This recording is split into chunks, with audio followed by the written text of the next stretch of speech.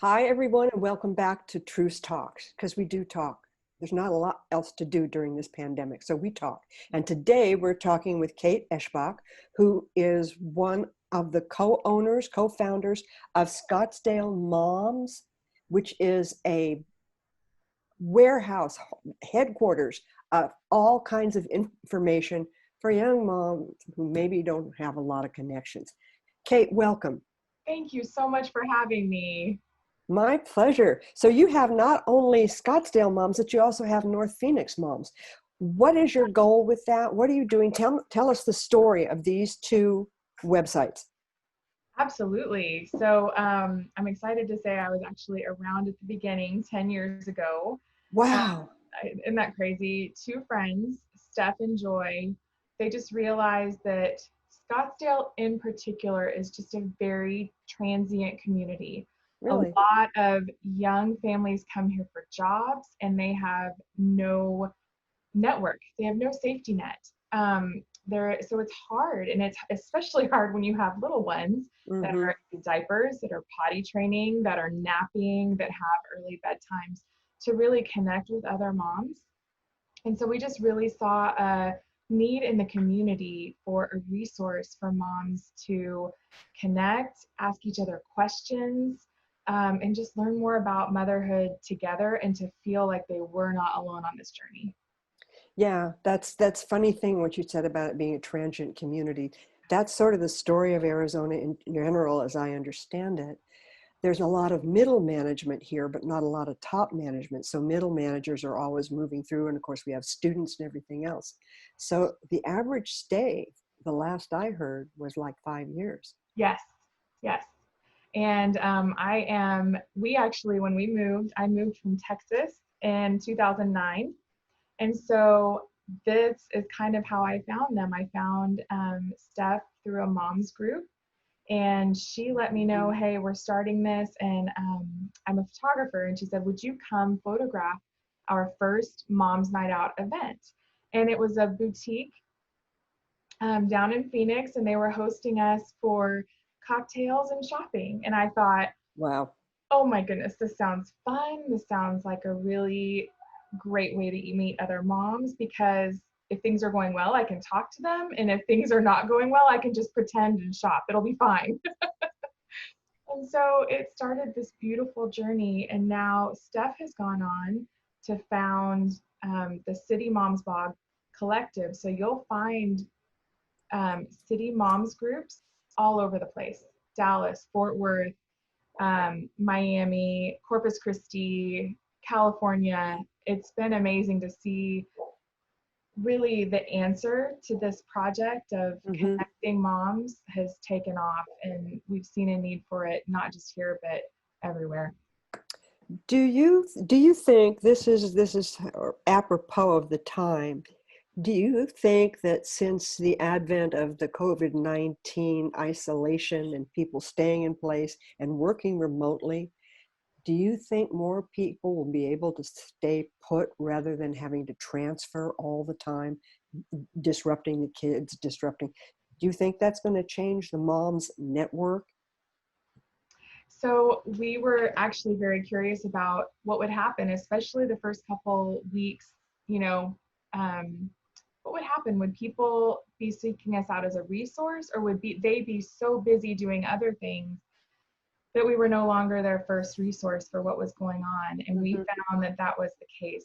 Moms are looking, because they can't get out. They are searching and looking for unique ways to connect with other moms.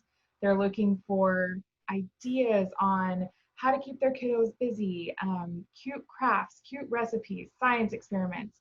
They're looking for moms just to chime in and say, oh, hey, you know what we did today? We walked around and we took a journal and we drew all the like leaves and flowers that we saw on the sidewalk that had fallen off the trees.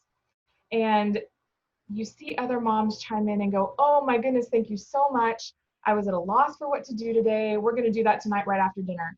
And so rather than, people reaching out to our site less, we saw the exact opposite. And as far as, Hmm, do I think we're going to interesting. have to move less?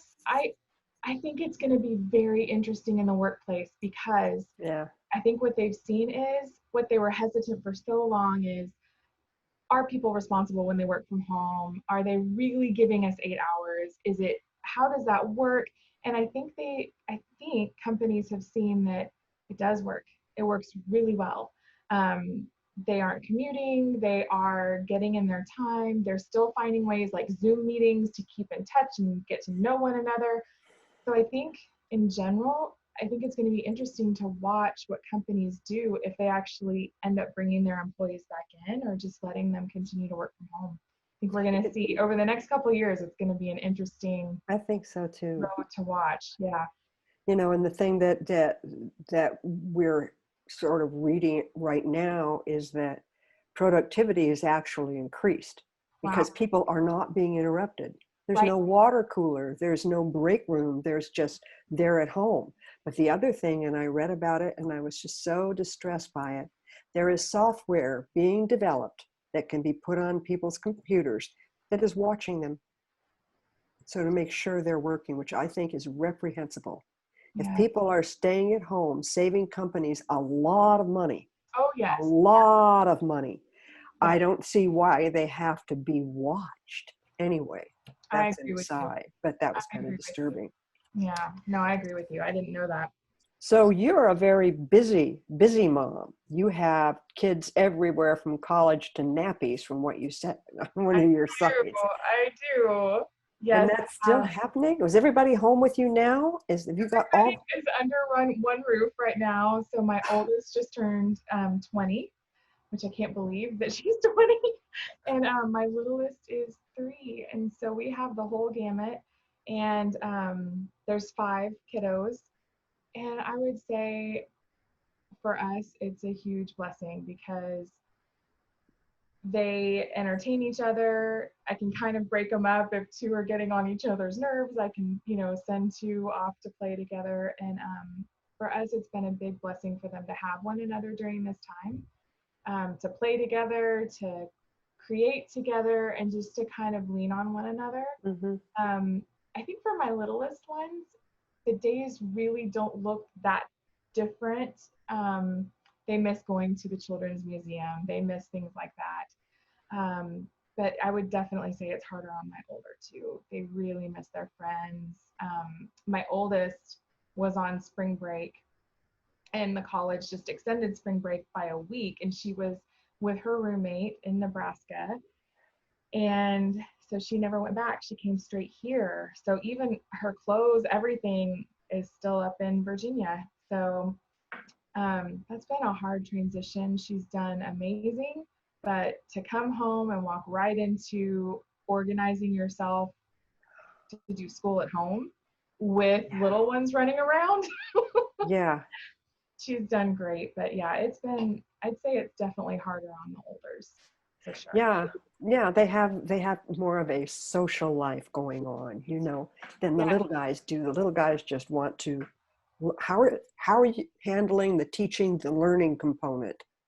it was um, it was interesting there at first, just because the little ones were so happy everybody was home all day. They just wanted to be with you, and but pretty quickly, especially my middle kiddo, my 9-year-old, he was a third grader in one of the Scottsdale Unified School Districts, and they just did this amazing job of just jumping in and getting them on Zoom calls. And there wasn't even really a learning component that first week. It was just getting comfortable with the software, getting comfortable with Wow. this is going to be like learning from home and sitting at your parents' computer. And Mm-hmm.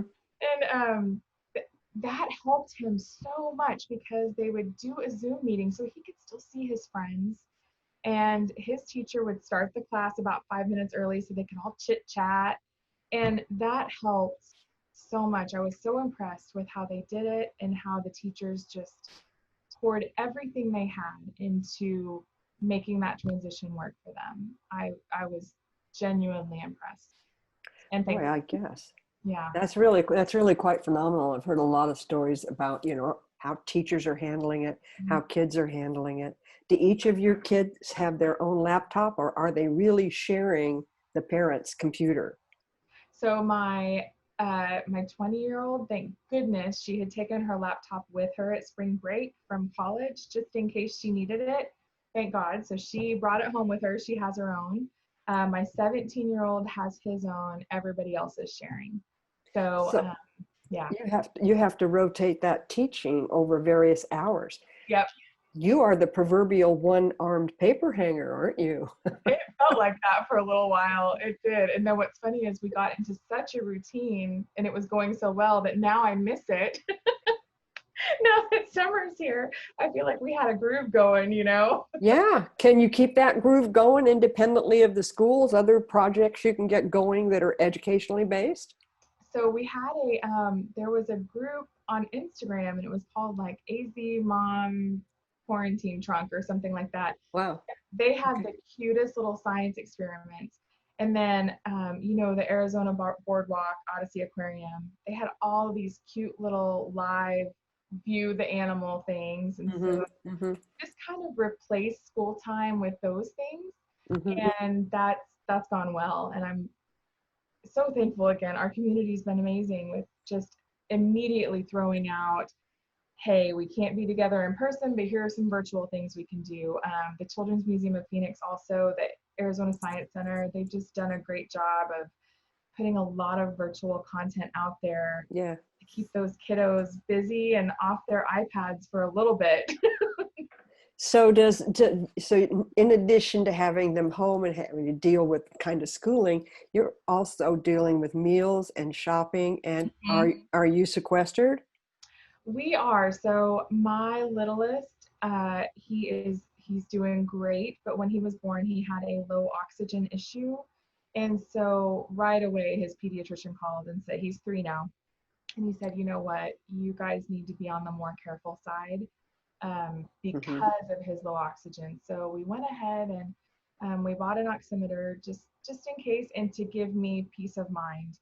And he's done great, but we're very, I would say on the scale of isolation, if 1 is completely isolated and 10 is out, doing stuff, I'd say we're around a 2 or a 3. So I do go pick up groceries. I order them, Mm-hmm. just drive up and pick them up. And then, we go to, we watch our church services online, and then Mm-hmm. we drive up at the end for communion. And so and then we've been trying to go on a lot of walks. That's helped a lot.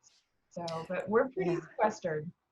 Yeah, so are we. How We're about you? probably we're probably about a 2. I Um, go out like you and I get the groceries and things, but since we are experiencing this spike here in Arizona, it's yes. like, no, nope. I started to go out a little bit to the warehouse and work Yeah. with people because things had to be done. And it's like, no, you guys handle it.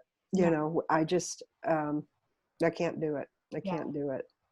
Yeah. I agree. I feel like in the big scheme of things, the sacrifice is not worth the risk. Mm-mm, Family. mm-mm. And so we just have said, okay, we'll be close quarters. And so that's when it makes me thankful. I'm an extrovert. And so I'm so thankful that all the kiddos are here under one roof. I don't have to worry about where they are or what they're doing. And they've been incredibly respectful of my anxiety level as far as, I don't think that they necessarily agree with how sequestered we are, but they absolutely respect that that's what I feel like we need to do to keep our family safe.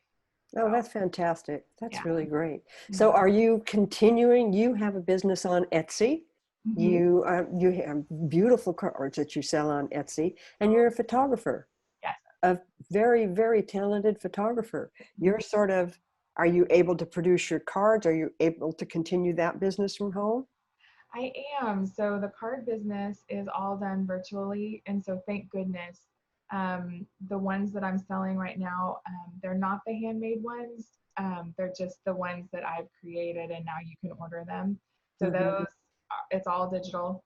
And then with the photography, right at the beginning, I had a couple senior sessions that we did social distance. We just went up to the Scottsdale Civic Center because you can be 10 feet away and be fine. Mm-hmm.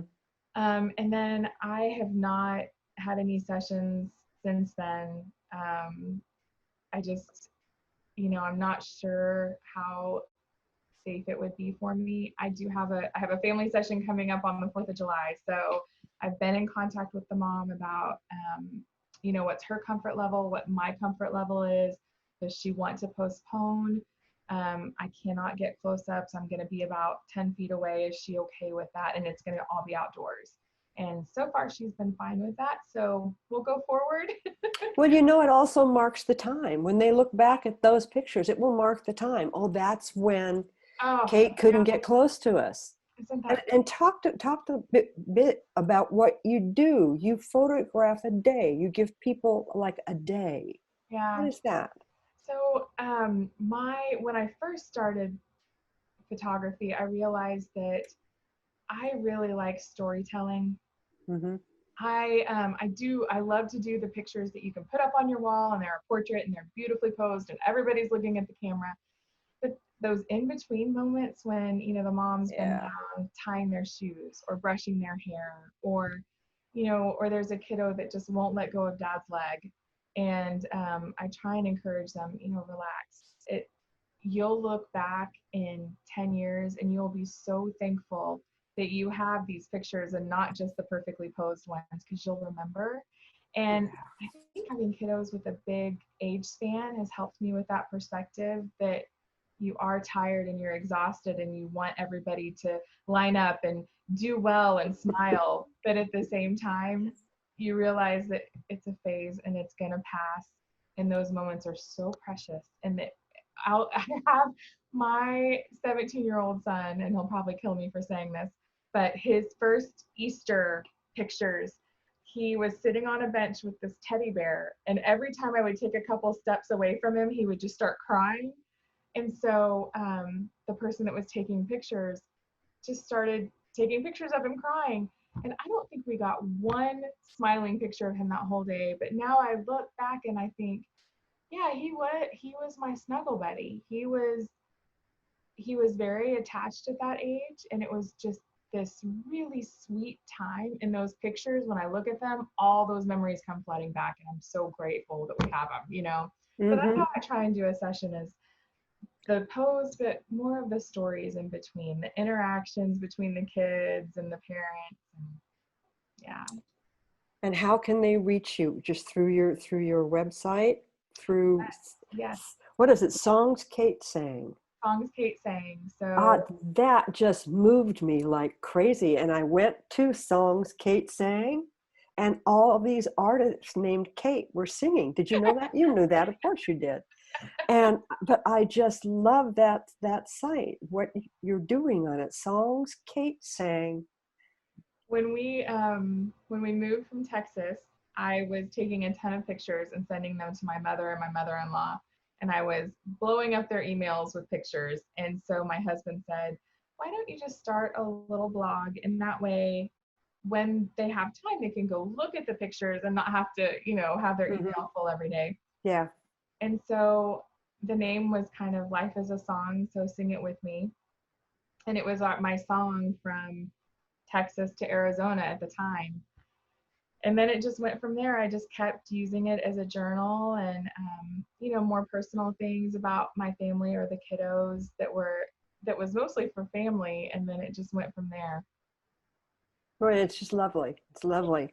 Thank you so much. The other thing that you have that I saw, it was on your website, and I can you share it with us a bit? It's called You Don't Have to Pretend. Yes. I found that very insightful. It has a lot to do with now, does it not, with the virus and that you don't have to pretend? It does. So I think with our family situation, it seemed like we were about a week in front of a lot of my friends and how they were handling things. And I don't know if it's because we locked down just a little bit earlier. So my emotional roller coaster, it seemed like, was just about 1 week in front of everyone else. And so I went through all of these emotions of course, anxiety, fear, happy that they were home, glad for the extra family time, really thankful that no one in our immediate family has been affected. But at the same time, information overload. wondering when it is going to end, when it is going to stop. How am I going to, in long term, maintain this for my family? Because it's really easy to make it fun short term, right? You know, Mm-hmm, all mm-hmm, the activities and the silliness and the baking. But if we're in this for the long haul, and if this is something that is going to last longer than a few weeks, how do I do this? And so I got to this place where I realized I was shouldering that for my family. I was trying to pretend like everything was going to be okay and everybody's going to be okay and this is going to be over soon and all of those feelings. And I realized I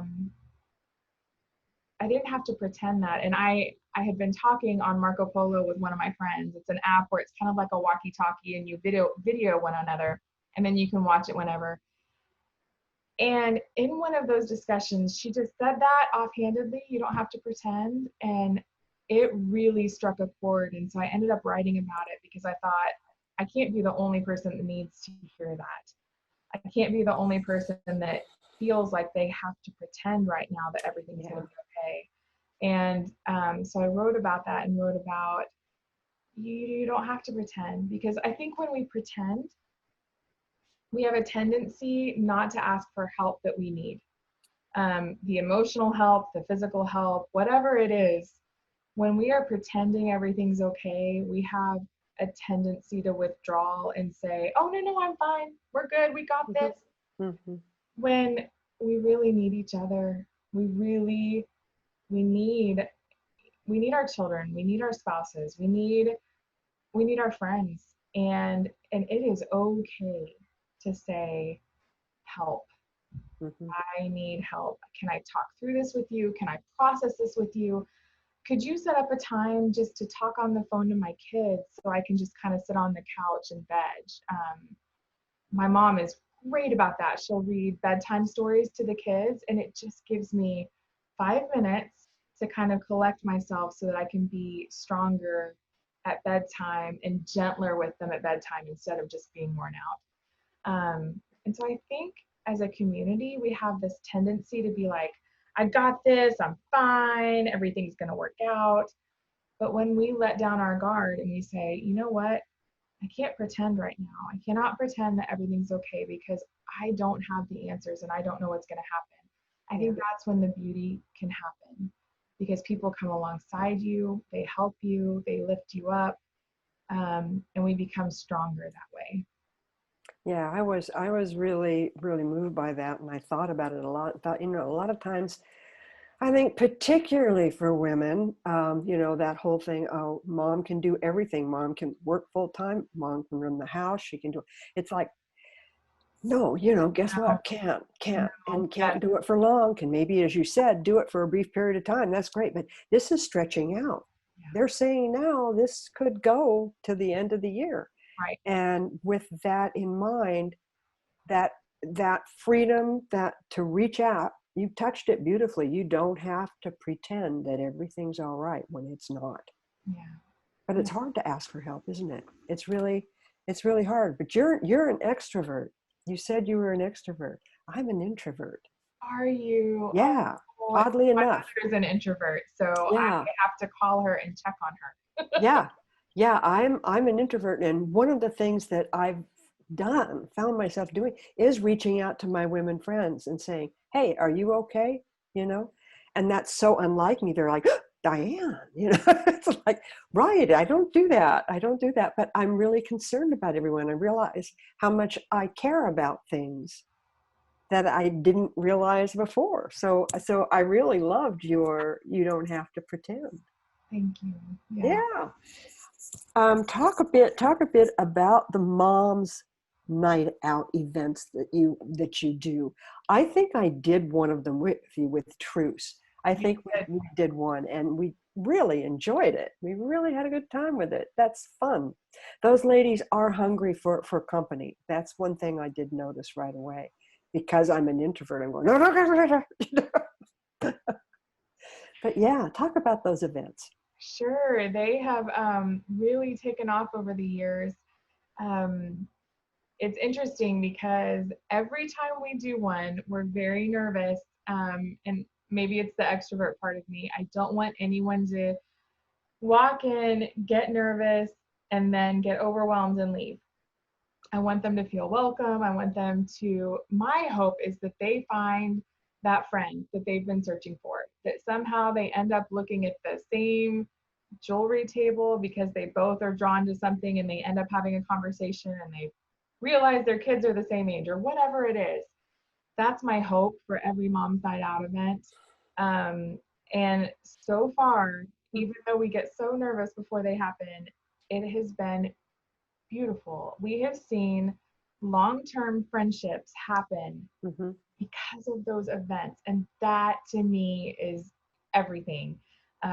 We've seen moms that I can think of one offhand, Jenny and Kristen. Jenny is our social media coordinator. So she does all our Instagram stories. She's just got this amazing, bubbly personality. And years ago, a mom named Kristen showed up and she had just moved here. Their kids were the same age as Jenny's kids. And boom, they are now Costco buddies. And whenever one goes to Costco, they call the other one and they're like, hey, I'm going. And they go together. And it's things like that that just blow me away. And then you see moms that have maybe just had something tragic. Maybe they've lost a parent. Maybe they've gone through a miscarriage. And those Moms Night Out, we usually have them at night after the kids are in bed so that they feel free to linger and to have those longer conversations, those one-on-one. Mm-hmm. We try and have tables that are standing up and some chairs so that wherever you're comfortable, if you're comfortable in a big group or just one-on-one, that those conversations can happen. Mm-hmm. And we hear a lot of conversations that are harder happening on those evenings. And it's really beautiful to see, especially when another mom comes up and says, oh my goodness, I went through that too. And I'm so sorry. And here's what got me through that. And here's what I did. And it makes me think of that C.S. Lewis quote that friendship happens when you finally share something about yourself and someone looks up and says, oh my goodness, me too. And that connection happens because all of a sudden one of you has been brave enough to be vulnerable and to share something personal about yourself. And then someone comes forward and says, I get it. Mm-hmm. I get you. And that's when the magic happens. And the magic is also partly saying, this is what happened to me. Yes. Because it's often hard to share. Definitely. This is what I went through. It was very difficult. I went through, yeah, that's a beautiful thing to be able to offer people. How often do you guys do them? So we try to do them at least every quarter. So things have obviously changed. Yeah. Our event team is actually already in the works trying to figure out some sort of Mom's Night Out event that we can do socially distant. They've got some great ideas. So they're actually in process of trying to figure out an event that we can do that would be safe for everybody, but also help connect in some way. Because we know mamas, especially right now, can use that. Mm-hmm. I was on Amazon the other day, of course, and and they have some really, really wonderful masks that are like shields. They're plastic. Wow. They're clear. They're very clear, and there's even a sweatband around here, and they drop down, and so you can see the other person's face. Oh, I like that. And I was thinking, I think they're around $9 a piece. If you sort of added that to a fee of some kind, and you could give those to the women, they could then see each other. Because I find the face mask to be a barrier to communication, because you realize when you smile at someone, they don't know you're smiling. Right. If they don't tune into your eyes, they don't know. And I looked at that and I thought, that's going to be a great tool for teachers, but it would be a great tool, a great gift on a night like Mom's Night Out. They could see each other. I love that idea. I love that. I joked with my husband the first time I went to the grocery store. We couldn't find any more Clorox wipes that they would do with pickup, so I had to actually go in. And so I had my face mask on, and I was like, "Can you tell I'm smiling?" It's like, Mm-hmm. no, you just look like you're squinting. Mm-hmm. Mm-hmm. Yeah. It Just is. I want to be able to smile at someone, to smile at someone. And yeah. yeah, the face mask, it makes it hard for sure. And I'm obviously going to get one of those because it doesn't stifle your face. I Yeah. mean, I suppose it would be very hard because it comes down long enough that it would be very hard to spread something, and you can wipe it off and use it again and again and again, which Oh, I also that's like. amazing. Yeah. Um, because even the face masks that have the clear plastic in front and they can see you smile, you still look very, very medicinal. Now you can look kind of Star Wars, Yeah. you Yeah. have a whole lot cooler look. But I thought about that because my husband is a professor and he's going to have to teach behind a plexiglass, ASU Thunderbird. Oh, And wow. it's like they have to be able to hear you. They have to be able to see your face. Yeah.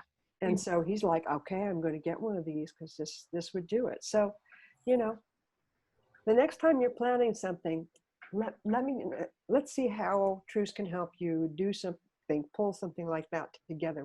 We could do that. Sure. Yeah, we'd Sure. like to help because I really Oh, am that's supportive of great. these events because that's how we got started. We realized moms needed more information than they were getting, and they Absolutely. trust one another.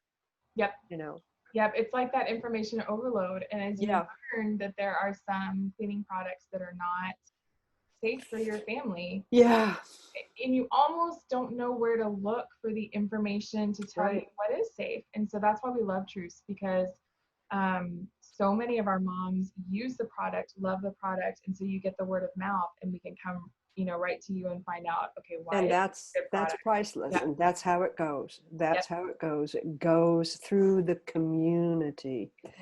It's not something you really advertise. You just turn it loose and watch what it does.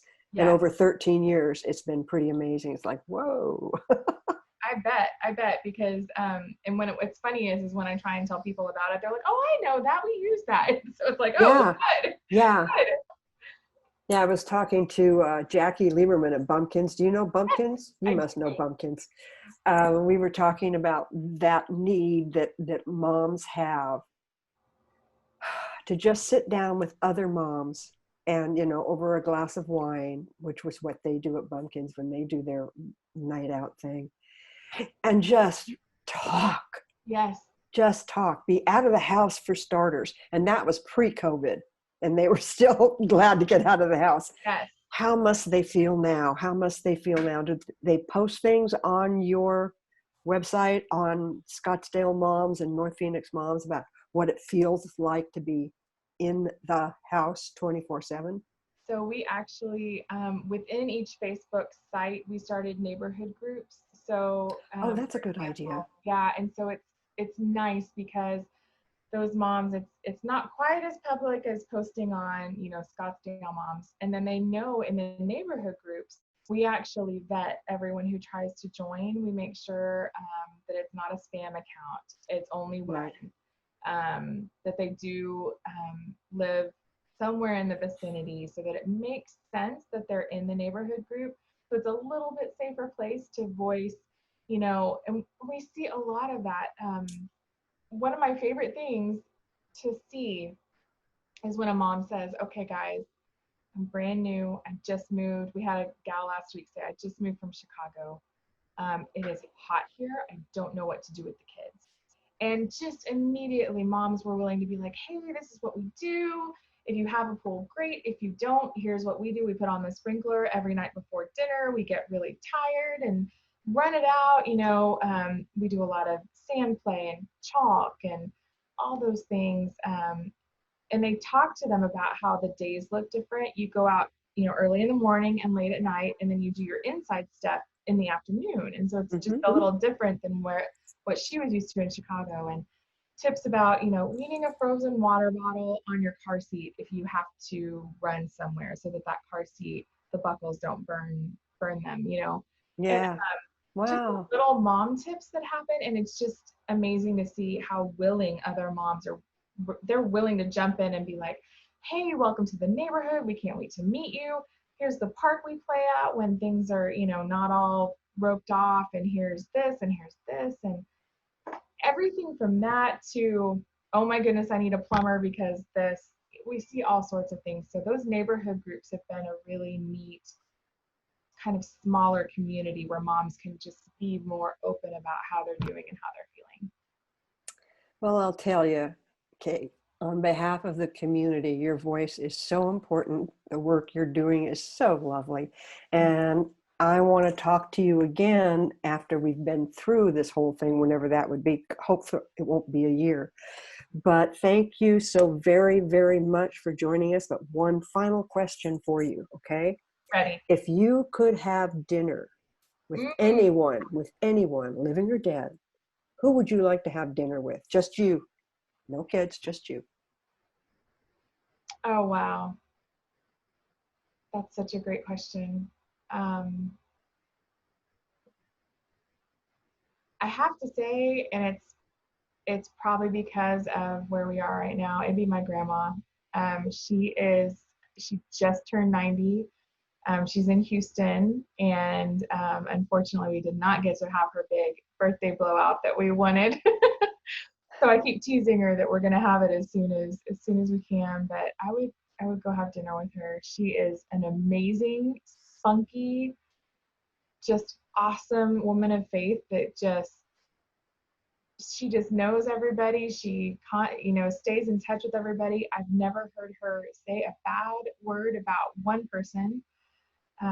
She's an angel, and I would go have dinner with her right now. I would drive through a Mexican place in Texas and get a big bowl of queso, and we would just sit down and talk all night. Texas Tex-Mex. Oh, that's the best. I miss it so much. Well, again, Kate, thank you so much, and take care. Be safe. You too. Wash your hands. I Yeah, mean, just keep it going. Keep it going. We will get through this. We we, will get through this. we will. One day at a time. One day Yep. at a time. And everybody, thank you so much for listening to Truce Talks. We'll be back talking to other fascinating men, women, and maybe there's a child we can talk to. That's not a bad idea, now that I think about it. If you have anyone you'd like us to talk to, please let me know. I'd appreciate it. Take care of yourselves. We love you. See you soon. Bye.